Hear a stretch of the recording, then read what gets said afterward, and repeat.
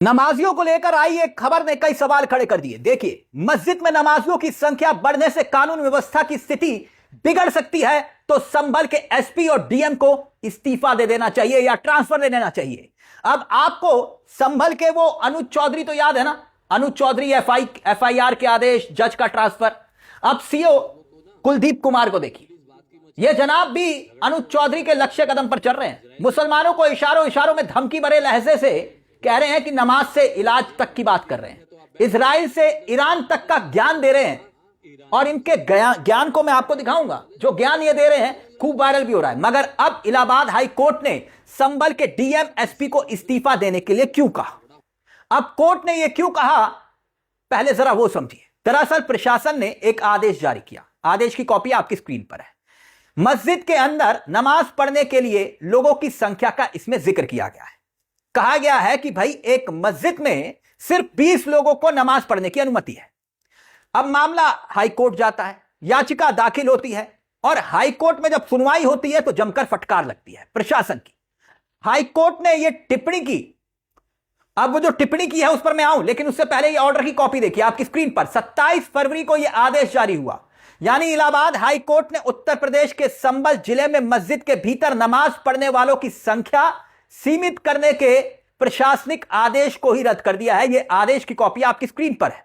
अब कोर्ट ने और क्या कुछ कहा, यह बहुत महत्वपूर्ण बात है, क्योंकि कोर्ट ने जो कुछ कहा वो एक नजीर बन सकता है, आपको मैं बताऊंगा। मगर उससे पहले इस केस में इस वीडियो का जिक्र जरूरी है जिसका मैंने यहां पर जिक्र किया। सीओ कुलदीप, 2 दिन पहले इन जनाब का वीडियो खूब वायरल हो रहा था। खाकी वर्दी पहने हुए साहब, पुलिस की वर्दी तो पहने हुए हैं, लेकिन ईरान का समर्थन करने वाले मुसलमानों को कह रहे हैं कि ईरान चले जाना चाहिए।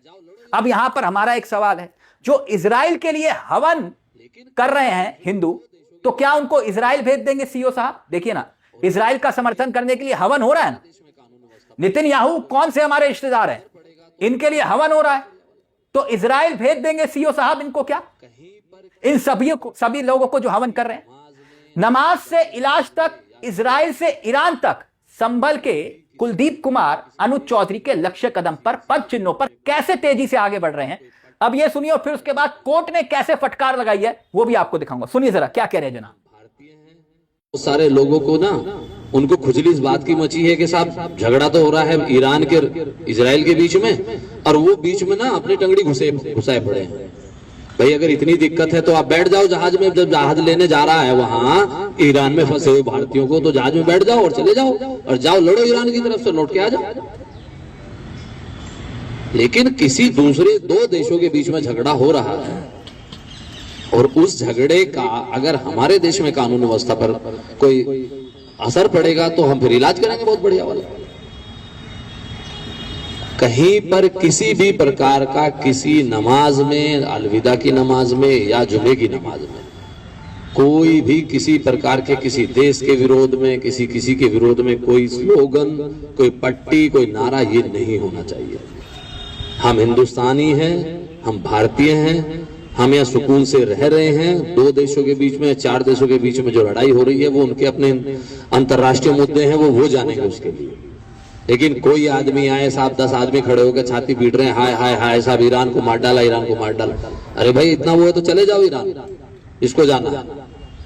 लेकिन ये चीजें बिल्कुल हम बर्दाश्त यहाँ नहीं करेंगे कि हमारे यहाँ आके कोई भी आदमी अपने देश में आके यहाँ कोई फिजा बिगाड़े। सुन रहे हैं आप क्या कह रहे हैं? खाकी वर्दी पहने हुए हैं। अब कोर्ट में क्या हुआ, जल्दी से जल्दी मैं वो आपको बता देता हूं, फिर इस वीडियो पर दोबारा आएंगे। हाई कोर्ट ने टिप्पणी करते हुए कहा है, देखिए, यह राज्य की ड्यूटी है, यानी यह राज्य का अपना ड्यूटी है, कानून व्यवस्था सुनिश्चित करे। हाई कोर्ट ने आगे यह कहा कि अदालत पहले से ही एक मामले में साफ कर चुका है, कह चुका है कि प्राइवेट प्रॉपर्टी पर पूजा या इबादत के लिए पूर्व अनुमति लेने का सरकार से कोई जरूरत नहीं है, लेने की कोई जरूरत नहीं है। यानी कि कोर्ट यह कह रहा है कि यह तो पहले से ही तय है कि भाई प्राइवेट प्रॉपर्टीज पर पूजा या इबादत होती है, तो किसी तरह की पहले से अनुमति लेने की सरकार से कोई जरूरत नहीं है। तो अब यह मामला कोर्ट में क्यों आया? अब हुआ क्या, आगे यह हुआ कि कोर्ट सख्त हो गया। राज्य सरकार के जो वकील थे, सख्ती को देखा तो भाई कोर्ट तो बहुत गुस्से में दिखाई दे रहा है, तो कहा मैलोड हमें जवाब दाखिल करने के लिए वक्त दीजिए। किसने कहा? सरकार के वकील ने। संभल पुलिस जो नेतागिरी कर रही थी सब धरी की धरी रह गई। अब किसको खुश करने के चक्कर में ये आदेश जारी हो रहे थे, ये आप तय करिए। वरना आप सोचिए, एक सीओ रैंक का अधिकारी वो ये बात कह रहा है, जबकि इन सब साहब को मालूम होगा कि पद की आचार संहिता एक पक्षीय बयानबाजी की इजाजत नहीं देती, लेकिन ये दे रहे। इसके बावजूद ये इस रास्ते पर आगे बढ़ रहे थे। मुझे ऐसा लगता है कि शायद इनको मालूम है कि अनुज चौधरी का जलवा इन्होंने शायद देखा होगा, तभी इतनी हिम्मत होती है। विवादों में घिरे अनुज चौधरी की जय जयकार कैसे हुई, तभी तो ये उस लक्ष्य कदम पर चल रहे हैं।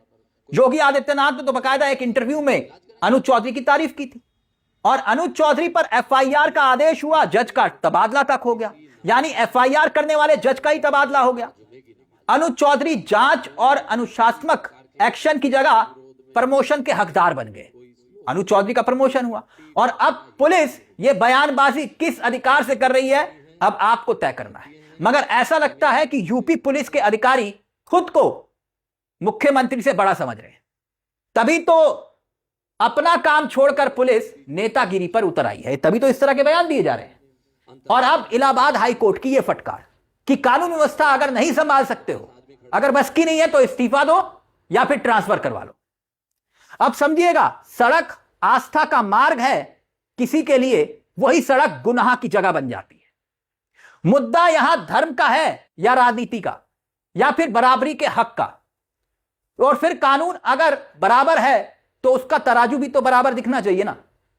आपको क्या लगता है, संभल पुलिस को इलाहाबाद हाई कोर्ट ने जो नसीहत दी है, क्या वो ठीक नसीहत दी है? याचिकाकर्ता मुनाजिर खान की ओर से यह याचिका दाखिल की गई थी। अब आगे क्या है वो समझिए। संभल के डीएम, एसपी और सरकार, इन सबको पक्षकार बनाया गया था। जस्टिस सिद्धार्थ नंदन और जस्टिस अतुल श्रीधर की बेंच में यह सुनवाई हो रही है। अभी जजमेंट नहीं आया है। अब 16 मार्च को जो फ्रेश केस के तौर पर इस मामले की आगे सुनवाई होनी, यानी 16 मार्च को कुछ ही घंटों के बाद इस पर कोई जजमेंट आ सकता है। अब आपको क्या लगता है कि ये जो पूरे विवाद को तूल दिया गया, क्या यह जानबूझकर राजनीतिक रोटियां सेकने के लिए इस तरह के बयान पुलिस की वर्दी पहने हुए लोग देते हैं? और जो कोर्ट ने फटकार लगाई है, कोर्ट ने बहुत महत्वपूर्ण बात कही है कि भैया, मस्जिद में नमाजियों की संख्या बढ़ने से कानून व्यवस्था की स्थिति अगर बिगड़ सकती है तो संभल के एसपी और डीएम को पद पर रहने का कोई अधिकार नहीं है, इस्तीफा दीजिए। और एक बड़ी बात है कि भाई, आप राजनीतिक लिहाज से अगर देखें तो सड़क पर आप एक जाति या धर्म के त्योहार के लिए खुली इजाजत, खुली छूट दे देते हैं, फिर उसमें चाहे कुछ भी हो, चाहे डीजे बजे या फिर हुड़दंग हो, या फिर टारगेट करके मस्जिदों के सामने हंगामा किया जाए, फिर उस पर कोई रोक नहीं, कोई टोक नहीं, और फिर कोई यहां पर सीओ संभल की तरह एक्शन नहीं लेता। लेकिन दूसरी तरफ जब एक और धर्म की बात आती है, हम ये नहीं कह रहे, कानून सबके लिए बराबर होना चाहिए और कानून तोड़ने वालों के खिलाफ एक्शन होना चाहिए, लेकिन पैमाने अलग अलग क्यों? इस पूरे मसले को लेकर अपनी राय हमें कमेंट बॉक्स में जरूर दीजिएगा कि क्या वाकई में हाईकोर्ट की इस सख्ती के बाद संभल की पुलिस सुधरेगी, संभल की या यूपी की? इस पूरे मुद्दे को लेकर अपनी राय कमेंट बॉक्स में जरूर दीजिएगा। मुझे तिलक चावला को दीजिए इजाजत। एक छोटी सी दरख्वास्त, चैनल को सब्सक्राइब जरूर कर लीजिएगा। मंच आप ही का है जहां कलम गुलाम नहीं। नमस्कार, जय हिंद, जय भारत।